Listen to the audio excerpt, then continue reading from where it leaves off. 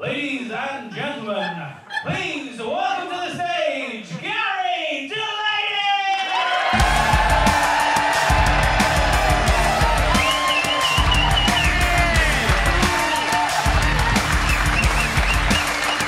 Hello, Liverpool!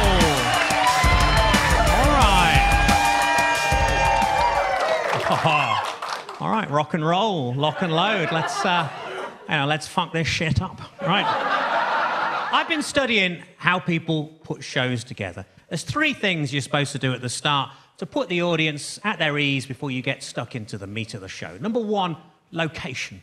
Let them know that you know where you are and who you're talking to. Number two, get to know your audience a bit. Find out a little bit about them. And number three, give away a little bit of something about yourself. Tell the audience a bit of something about you. So let's crack on with those, shall we? Location.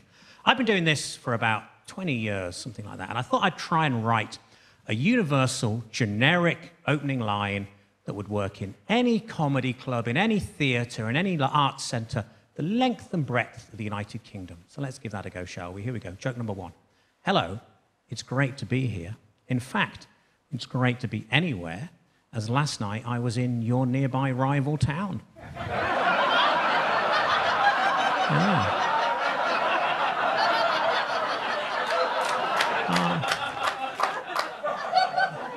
Aren't they a bunch of cunts?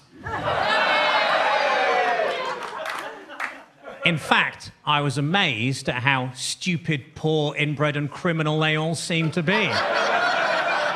However, you lot all look lovely and not like them at all. I am just like you. Please like me. Those last three words being the most honest you'll ever hear from a comedian. So that's joke number one. Here we go. Right, joke number two. People from Manchester, aren't they cunts?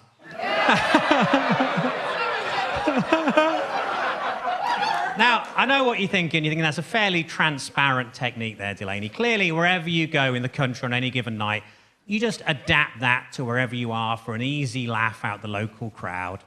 Nope, always Manchester.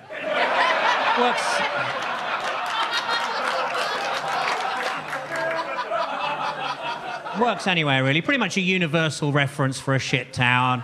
Cornwall, Scotland, they've all heard how shit it is. You're guaranteed a laugh with that anywhere. Not entirely anywhere. I did find one place that didn't find it so funny.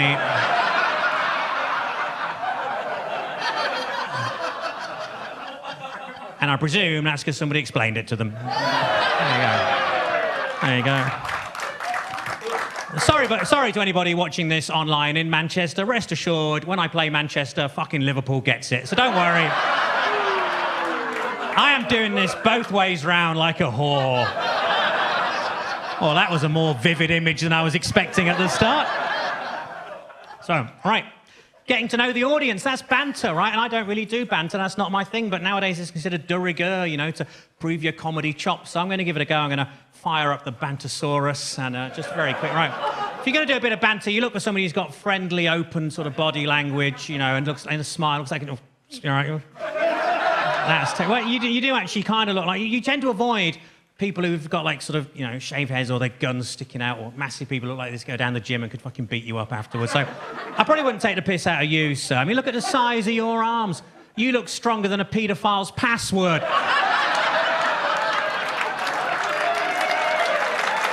Thank you. Right.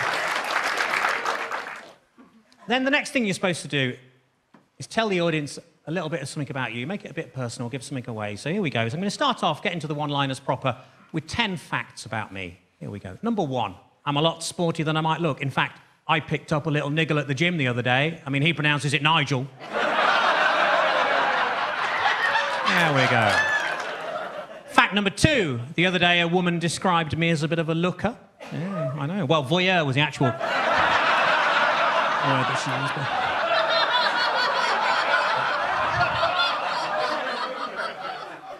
Fact number three, I like to give a percentage of my earnings to charity and also other strippers.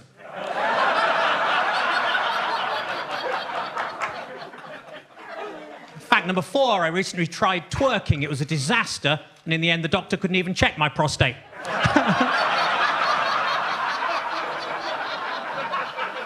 Enjoy that visual image, by the way.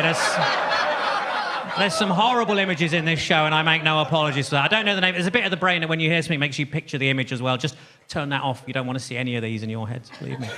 Fact number 5, I used to work at McDonald's, mostly flipping burgers, but we also sold fucking chips as well.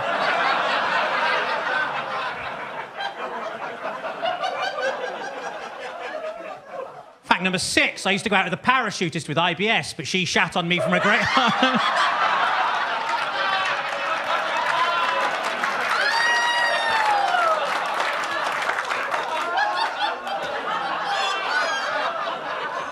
One-liners aren't particularly autobiographical, but as I find as I get older, the jokes I write change. When I was a comic in my 20s, I wrote jokes about premature ejaculation and things like that. Now I'm in my 40s. It's, you know, it is prostate exams and IBS and things like that. You can't help your life leaking through into your jokes. Right, that's not... unintentional. For that reason, there's a lot of jokes about dogs in this show, and that's because we've got a little dog now, and he's a lovely little thing. So that's inspired me to write a lot of jokes about dogs. But because of the way in which I work, most of those do involve dogs being hurt. And, as, you know, that's no offence to our little thing, Tuvok. It's just how I work, which brings me on to fact number 7. I recently got myself a corgi boiler, and that shut the yappy little fucker up for good. Now...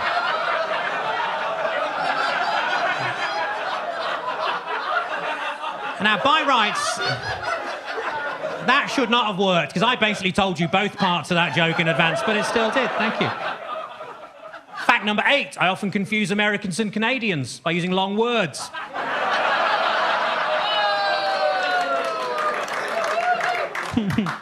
Fact number 9, I've currently got a stalker.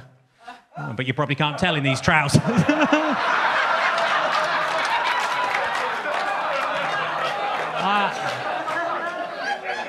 I didn't realise when I wrote that joke it would have the unintended consequence of making a room full of people stare at my groin, by the way. I didn't really think that through. I sure if there's any stains, it's just toothpaste. Don't be disgusted, it's not my toothpaste. Right now...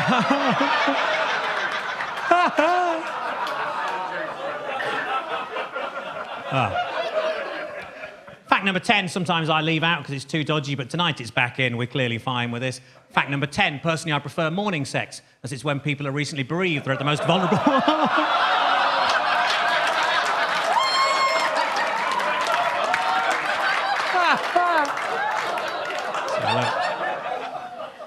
That was a good test of your sensitivities as an audience. You let me get away with most things, but you got the subtler ones as well. Audiences on any given night tend to go one of 2 ways. Some crowds prefer the stuff that's maybe a little more highbrow or subtle. Some crowds prefer the stuff that's a bit ruder or darker. It tends to go one way or the other.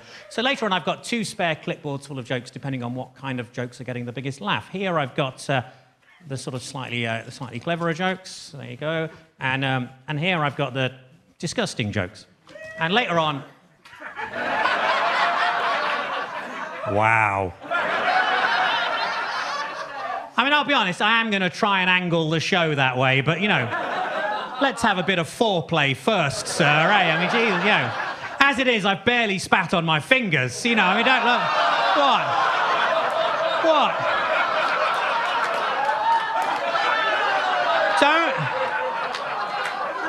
Don't be so disgusted.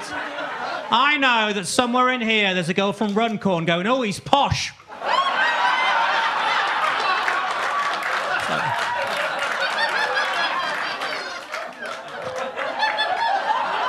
Right. Well, I've got a feeling I know which way that's going to go tonight. Right, here we go. Let's get some jokes out, shall we? I had a very stressful journey getting here today. All the way, this lorry driver was right up my arse, but it was nice of him to give me a lift.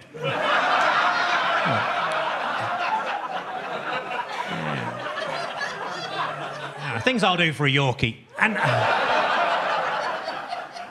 I think that's why it's not for girls, but... No, but look, seriously, it was a long drive, so I stopped for a piss at a little chef, but unfortunately, he ducked at the last second.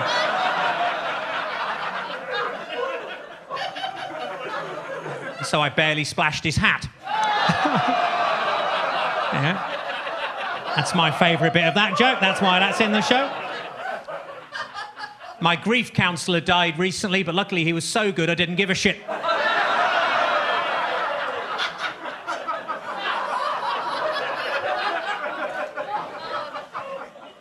So the other day, I was doing the hoovering in my pants, and I thought to myself, how do my bollocks get this dusty? I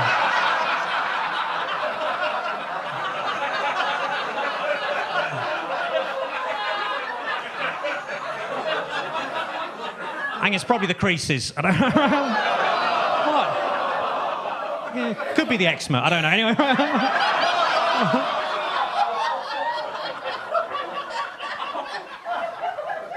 I'll just have a drink while you all get over that disgust. I used to be a fortune teller, but all I ever predicted was really cold winters. Turned out the crystal ball shop had sold me a snow globe.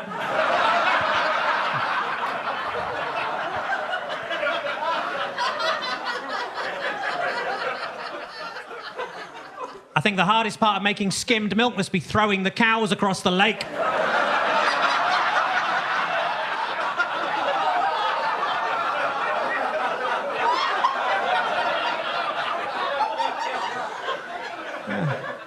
Of course, some of the cows only make it halfway across the lake.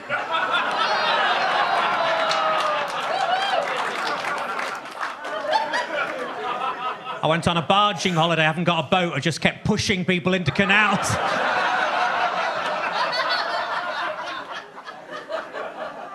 I tried swimming with dolphins, but I didn't like it as I found them very clicky.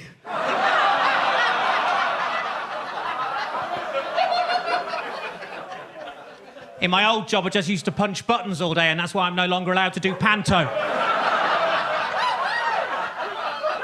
Thank you.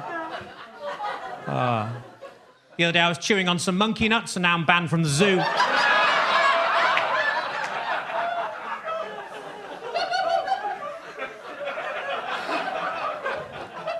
I don't like to eat anything labelled reformed ham, as I think it's unfair the pigs are slaughtered after they've got their lives back on track.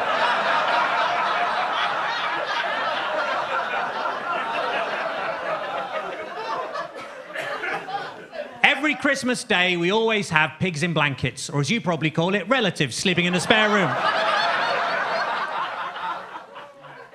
It's tradition in our family that we always have a Christmas jumper, and then it's my job to talk them down.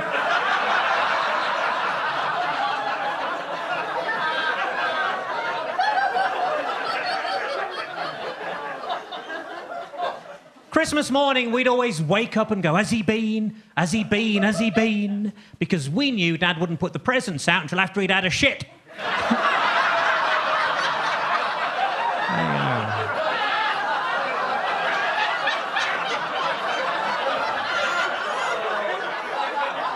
Yeah. It wasn't the jingling of bells we listened out for at our house, believe you me.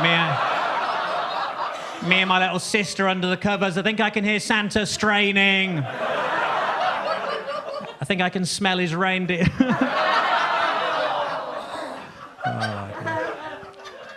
I spent most this afternoon hanging out at the swimming baths, and then somebody told me and I popped it back in again.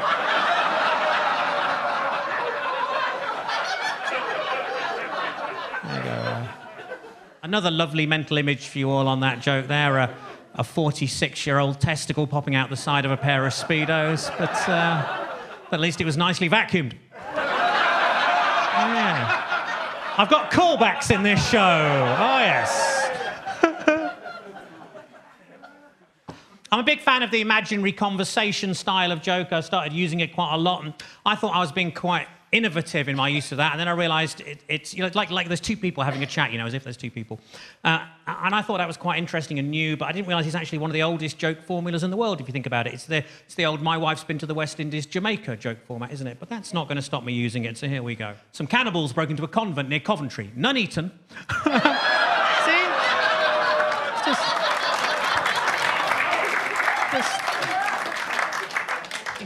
I saw a stripper taking drugs earlier, smoking crack, yes, and her tits were pretty good. There you go.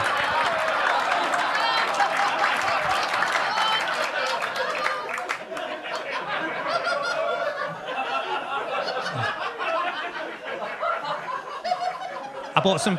Oh, wait. I bought some fancy pens at a nudist art shop. Felt tips? No, but I touched a couple of bollocks.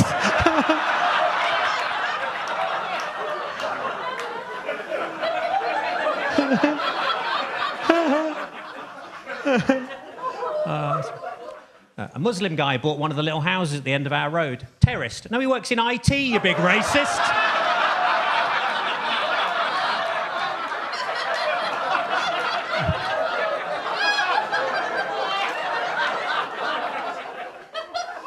So last summer, I poured boiling water over all the ants in my garden, and all the uncles were furious, so... I accidentally kicked my dog earlier and it bit me on the bollocks. My mate said, it's karma. I said, no, if anything, it's even more angry.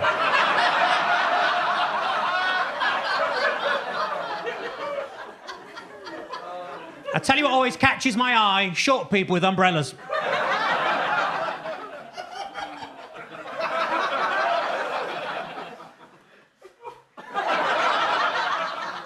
The area in Nando's between the front and back door is called the peri-perineum. What?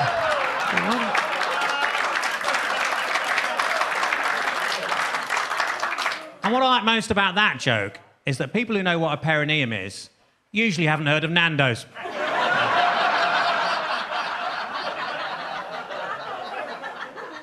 All right, I'm going to show you a bit of stuff up here.